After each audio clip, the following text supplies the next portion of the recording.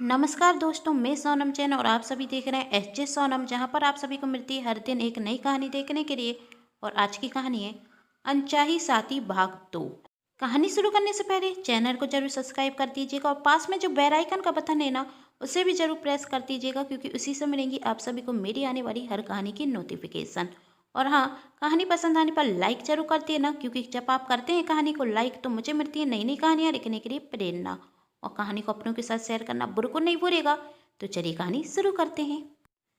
रोहित जब ऑफिस जाने रखता तब कुसुम जी रोहित को रोकते हुए कहती, आज फिर संजना के पिताजी घर पर आ रहे हैं तुमसे मिलने के लिए, तो तुम जल्दी घर आ जाना। रोहित, मैं सुबह सुबह कोई बहस करना नहीं चाहता, कहकर जाने लगा। तभी कुसुम जी ने कहा, बहस मैं भी करना नहीं चाहती, इसलिए मैंने तुम्हें याद दिला दिया कि तुम्हें जल्दी घर आना है।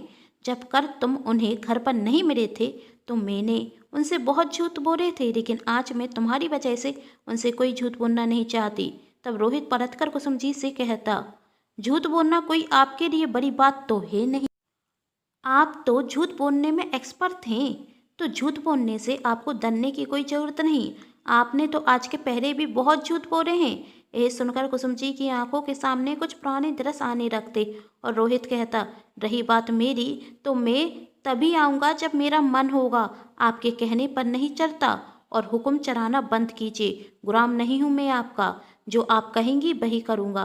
कहकर रोहित ऑफिस चला जाता और कुसुम जी की सास मीना जी कुसुम जी से कहती, तुम्हें यकीन है रोहित घर पर जल्दी आएगा? उसकी बातों से तो नहीं लगता कि वह जल्दी आएगा।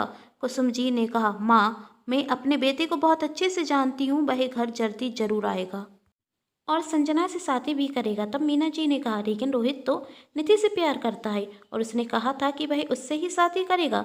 तब कुसुम जी कहती हैं, माँ, मैंने कल भी आपसे कहा था और आज भी आपसे कह रही हूँ, वह निधि सिर्फ रोहित के पैसों से प्यार करती है, रोहित से नहीं। और कल मैंने रोहित से कह दिया था, यदि उसने संजना से शादी नहीं की तो उसका इस प्रॉपर्टी में कोई हक नहीं होगा। और जब यह बात वह निधि से कहेगा तो निधि उससे शादी करने से मना कर देगी। तब कुसुम जी की सास मीना जी कहती, और यदि ऐसा नहीं हुआ तो? तब कुसुम जी कहती, पहली बात तो माँ, ऐसा होगा नहीं, और यदि ऐसा हुआ तो भी मैं खुश होंगी कि मेरे बेटे को एक ऐसा जीवन साथी मिला जो पैसों से ज़्यादा उससे प्यार करती है।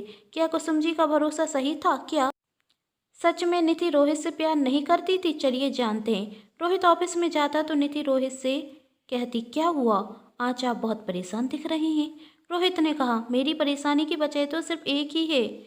तब निधि ने कहा, तो आज क्या कहा आपकी माँ ने आपसे? रोहित निधि पर चिल्लाते हुए कहता, खबरदार कि तुमने उसे कभी मेरी माँ कहा। मैंने कभी भी उसे माँ का दर्जा नहीं दिया है। मेरी माँ तो मेरे जन्म होने के बाद ही चली गई थी। मेरे पापा ने तो उससे शादी इसलिए की थी कि वह मेरी देखभाल कर सके, मुझे माँ की कमी महसूस ना हो। लेकिन उस राजी औरत को तो सिर्फ और सिर्फ पैसों से प्यार था। हर किसी को ऐसा जताती है जैसे वह मुझसे बहुत प्यार करती है, पर मैं जानता हूँ वह मुझसे नहीं, मेरे पापा की दौलत से प्यार करती है। इसलिए तो अब उसे हड़पने की कोशिश कर रही है। वह मुझे मेरे पापा की प्रॉपर्टी में से हक देने से मना कर रही है। आखिर होती कौन है वह? तब निधि ने कहा, आखिर क्या किया कुसुम मैडम ने कि आप इतना गुस्सा हो रहे हैं? और क्या कह रहे हैं आप? प्रॉपर्टी में हक नहीं है? आपके पिता के बाद उस प्रॉपर्टी पर आपका ही तो हक है, आखिर आप उनके बेटे हैं। तब रोहित कहता, हाँ, तुम सही कह रही हो, लेकिन उस राजी औरत ने मेरे पिता की मृत्यु से पहले पूरी प्रॉपर्टी अपने नाम करा ली और खुद पूरी प्रॉपर्टी की मालकिन बनकर बैठ गई। तब निधि कहती, तो आपकी दादी ने और आपने अपने पापा को रोका क्यों नहीं? उस वक्त रोहित ने कहा, मैं तो बहुत छोटा था और मेरी दादी तो बहुत बूढ़ी भारी है। उस औरत ने मेरी दादी पर अपने प्यार का जादू जो चला रखा है। मेरी दादी को तो यही रखता है कि वह जो भी करती है सही करती है और मेरी भलाई के लिए करती है। मेरी दादी हमेशा उसका ही पक्ष लेती हैं, तो मेरे पिता को रोकती कैसे? बहुत चालाकी से पूरी प्रॉपर्टी की मालकिन बन गई। पूरी प्रॉपर्टी की मार्किन बनने के बाद अब मुझे ब्लैकमेल कर रही है, कह रही है यदि मैंने उसके पसंद की लड़की से शादी नहीं की तो वह पूरी प्रॉपर्टी किसी और के नाम कर देगी। उसे क्या लगता है वह मुझे ब्लैकमेल करेगी और मैं उसकी बातों में आ जाऊंगा, मैं उससे डर जाऊंगा। ऐसा कुछ नहीं करने वाला मैं। कर उसने मेरे सामने संजना से शादी करने का प्रस्ताव रखा और मैंने मना कर दिया, और जब तुमने मुझे कर प्रपोज किया तो मैंने अपने घर वालों से कह दिया कि मैं तुमसे प्यार करता हूँ और तुमसे ही शादी करूँगा। चलो आज हम कोर्ट मैरिज भी कर लेते हैं। तब निधि ने हिचकिचाते हुए कहा, मैं आपसे शादी नहीं कर सकती। तब रोहित ने कहा, तुम्हारा प्यार भी सिर्फ पैसों से था, मुझसे नहीं। तब निधि कहती, नहीं आप मुझे गलत समझ रहे हैं, क्योंकि हमें कोई भी फैसला जल्दबाजी में नहीं लेना चाहिए। और दूसरी बात यह है कि अभी हम दोनों ने शादी कर ली तो कुसुम मैडम जीत जाएंगी, क्योंकि वह चाहती हैं कि उन्हें यह प्रॉपर्टी आपके नाम ना करनी पड़े और आपकी दादी भी उनका ही पक्ष देंगी। इस तरह तो आपके हाथ से पूरी प्रॉपर्टी निकल जाएगी और आपके पापा ने जो प्रॉपर्टी इतनी मेहनत से कमाई है वही कुसुम मैडम की हो जाएगी, जो वही चाहती हैं। यदि आपने गुस्से में आकर अभी मुझसे शादी कर ली तो कुसुम मैडम हार कर भी जीत जाएंगी और हम जीत कर भी हार जाएंगे। रोहित गुस्से में कह, तुम कहना क्या चाहती हो? मैं संजना से शादी कर लूं जो उस औरत को पसंद थे, मैं उसकी पसंद की लड़की से शादी करूं तो इसमें हमारी जीत कहाँ होगी? इसमें तो मेरी हार है। तब निधि कहती, नहीं इसमें ही हमारी जीत होगी, क्योंकि उसके बाद कुसुम मैडम को ना चाहते हुए भी पूरी प्रॉपर्टी आपके नाम करनी होगी और आप संजना से कह देना कि यह शादी एक अनचाही शादी है, जिसके बाद आपका और संजना का डिवोर्स हो जाएगा। इसे कहते हैं चित भी हमारी और पत भी हमारी। फिर बाद में हम दोनों शादी कर लेंगे और अपनी ज़िंदगी की एक सुखमय शुरुआत करेंगे। कुसुम मैडम ने तो सोचा ही नहीं होगा कि आप गुस्से में आकर कोई गलत निर्णय ले लें और आपके नाम उन्हें पूरी प्रॉपर्टी नहीं करनी पड़े और वही हमेशा हमेशा के लिए उस प्रॉपर्टी की मालकिन बनकर बैठी रहेंगी। पर ऐसा करने से उन्हें आपके नाम पर प्रॉपर्टी करनी ही होगी। तब रोहित ने कहा, सच कहा तुमने, इससे तो उस औरत की पूरी चारी उल्टी पड़ जाएगी। मैं ऐसा ही करूँगा, अब मैं यह अनचाही शादी जरूर करूँगा। तब निधि ने कहा, तो जाइए आप अपनी शादी की तैयारियां कीजिए, कहकर निधि मुस्कुराने लगती और रोहित वहां से घर की तरफ निकलता।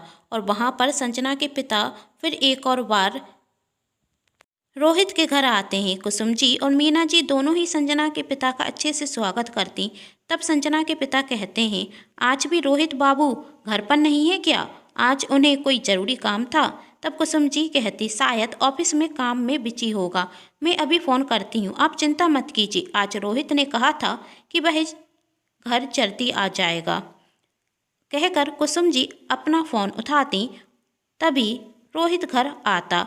रोहित को देखकर ही मीना जी ने कहा, रोहित बेटा आ गया।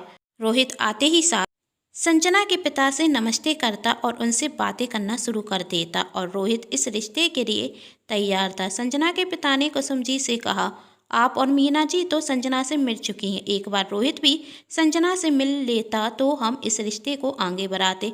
दोनों बच्चों को भी तो रिश्ता पसंद होना चाहिए। कुसुम जी ने कहा, जी हाँ, रोहित बहुत जल्द संजना से मिलने के लिए आपके घर आएगा।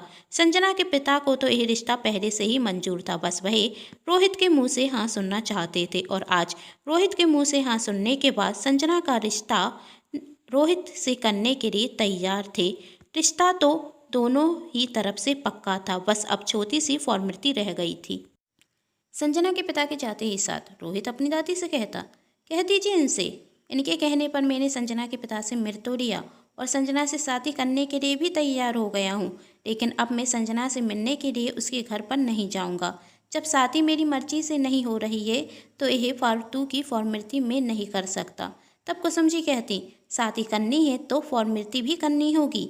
यदि रोहित संजना के घर उससे मिलने के लिए नहीं गया तो संजना के पिता को लगेगा कि रोहित ये शादी अपनी मर्जी के खिलाफ कर रहा है।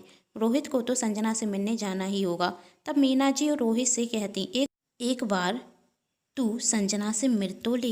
तब रोहित कहता, सिर्फ आपके कहने पर दादी जा रहा हूँ, किसी को कोई गलतफहमी नहीं होनी चाहिए कि मैं उसके कहने पर संजना से मिलने के लिए जा रहा हूँ, और जो भी मैं करता हूँ सिर्फ आपकी वजह से और आपकी खुशी के लिए करता हूँ। ठीक है, मैं 2 दिन बाद संजना के घर जाकर उससे मिलूँगा।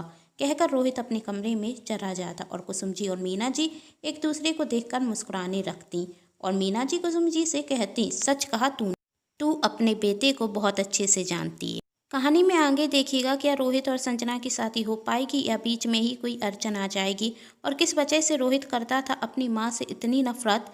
क्या सच में रोहित की सौतेली माँ अच्छा बनने का नाटक कर रही थी या यह रोहित की गलतफहमी थी। जानने के लिए कहानी का अगला भाग जरूर देखें, जिसके लिए कर लीजिए चैनल को सब्सक्राइब, क्योंकि जब भी मैं लेकर आऊँ कहानी का नया भाग तो आप सभी को पता चल सके। और वीडियो को लाइक एंड शेयर भी जरूर कीजिएगा। कहानी पसंद आने पर चैनल को सब्सक्राइब, वीडियो को लाइक एंड शेयर जरूर कीजिएगा। Thanks for watching.